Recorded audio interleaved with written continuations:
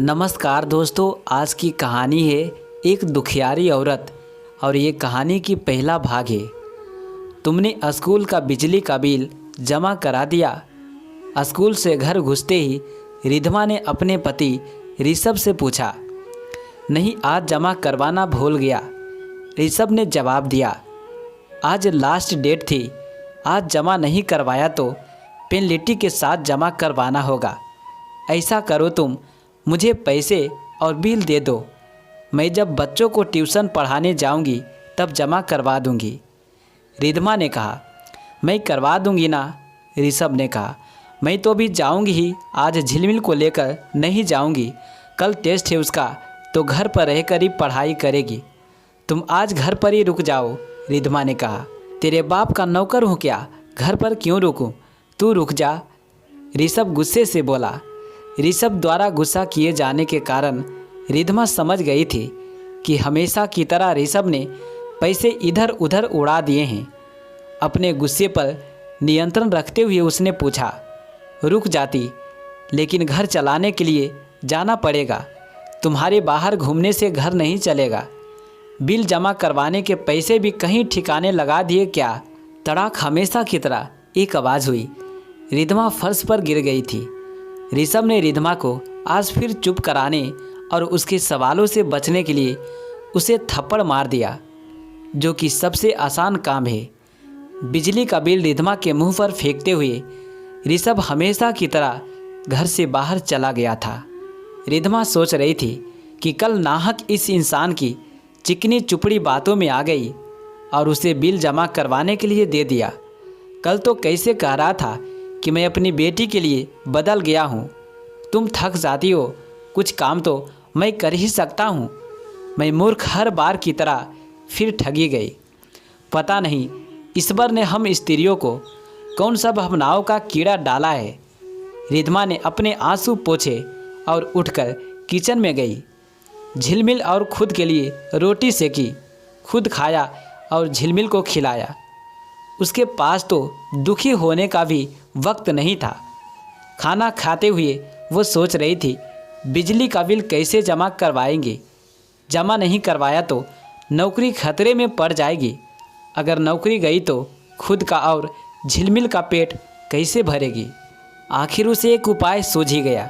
उसने अपनी बचत और ट्यूशन के बच्चों से एडवांस लेकर बिल जमा करवाने का निश्चय किया। अपनी बचत, बिल और झिलमिल को लेकर रिधमा बच्चों को ट्यूशन पढ़ाने चली गई थी। रिधमा और ऋषभ की शादी को 7 साल हो गए थे। रिधमा शादी से पहले ही शौक के तौर पर नौकरी करती थी। वह एक स्कूल में टीचर थी। शादी के बाद भी उसने नौकरी जारी रखी थी। शादी के बाद सास ससुर के साथ रहते हुए उसे कभी इस बात का भाव नहीं हुआ था कि ऋषभ घर के बाहर नौकरी करने बहाने जाते हैं और इधर उधर आवारगर्दी करके वापिस आ जाता है। उसके सास ससुर ने शादी के वक्त भी यह बात छुपाई थी कि ऋषभ बेरोजगार है। अतः शादी के बाद भी उन्होंने इस बात को छिपा कर रखने का पूरा प्रयास किया था। रिधमा की छोटी मोटी ज़रूरतें उसकी खुद की नौकरी से पूरी हो जाती थी। उसे ऋषभ से कभी पैसे लेने की ज़रूरत ही नहीं पड़ी। शादी के 1 साल बाद ही झिलमिल के आ जाने से रिधमा का पूरा ध्यान झिलमिल पर होने के कारण वह ऋषभ की आदतों से नावा की फिर रही। रिधमा के देवर की शादी के बाद कुछ दिन तो सब लोग साथ रहे, लेकिन बहुत दिनों तक साझा चूल्हा चल नहीं सका। तब सास ससुर ने दोनों बेटों को अलग कर दिया। अब उन्हें ऋषभ की आदतों को रिधमा से छिपा कर रखने की ज़रूरत भी नहीं रही। उनकी सोच थी, अब तो बच्ची हो गई तो रिधमा को ये शादी निभानी ही पड़ेगी, उनके बेटे का घर बना रहेगा। रिधमा ने अब तक झेल लिया तो अपनी बच्ची की खातिर आगे भी झेल ही लेगी। अलग होने के बाद रिधमा जब भी ऋषभ से कुछ सामान लाने के लिए कहती तो ऋषभ या तो मना कर देता या सामान लाने के उसी से पैसे लेता। रिधमा जितने भी पैसे देती ऋषभ उनमें से कभी कुछ वापस नहीं देता। अब रिधमा की नौकरी से घर के खर्चे पूरे नहीं पड़ रहे थे। उसने ऋषभ से 2-4 बार पूछा कि आप अपनी कमाई का क्या करते हो? ऋषभ से कभी कोई संतोषजनक उत्तर नहीं मिला। रिधमा ने अब ऋषभ से घर खर्च के लिए सीधे सीधे पैसे मांगने शुरू किए। ऋषभ पहले तो गुस्सा करता था और उसके बाद उसने रिधमा पर हाथ उठाना शुरू कर दिया। रिधमा ने घर खर्च चलाने के लिए ट्यूशन पढ़ाना शुरू कर दिया था। रिधमा कितनी बार सोचती थी कि इस रिश्ते से अपने आप को मुक्त कर ले, ऋषभ और उसके घर को हमेशा के लिए छोड़कर चली जाए। लेकिन फिर सोचती थी कि कम से कम यहाँ उसे सिर ढकने के लिए छत तो मिल रही है।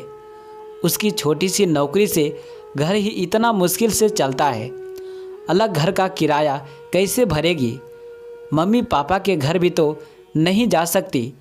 अभी तो केवल एक मर्द का ही अत्याचार झेलना पड़ रहा है। अकेली औरत को बाहर मर्दों की दुनिया में कौन चैन से जीने देगा? अभी तो उसकी छोटी बहनों की शादी भी नहीं हुई है।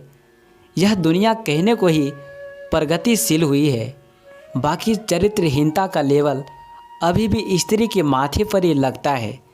रिधमा सुबह 4 बजे उठती थी, घर का सारा काम खत्म करती, अपना और झिलमिल का टिफ़िन पैक करती, ऋषभ के लिए ब्रेकफास्ट और लंच बना कर रखती और फिर झिलमिल को स्कूल छोड़ते हुए अपने स्कूल जाती। स्कूल से लौटते हुए वही झिलमिल को लेकर आती। उसके बाद झिलमिल को लेकर ट्यूशन पढ़ाने चली जाती। रात को 7 बजे लौटती और फिर रात का खाना बनाती। सारा काम निपटाते हुए उसे 10 बज जाते थे। यह उसकी रोज़ की दिनचर्या थी। ऋषभ ना तो उसके घर के कामों में कोई मदद करता, ना ही घर चलाने में उसकी कोई मदद करता और ना ही झिलमिल को संभालता।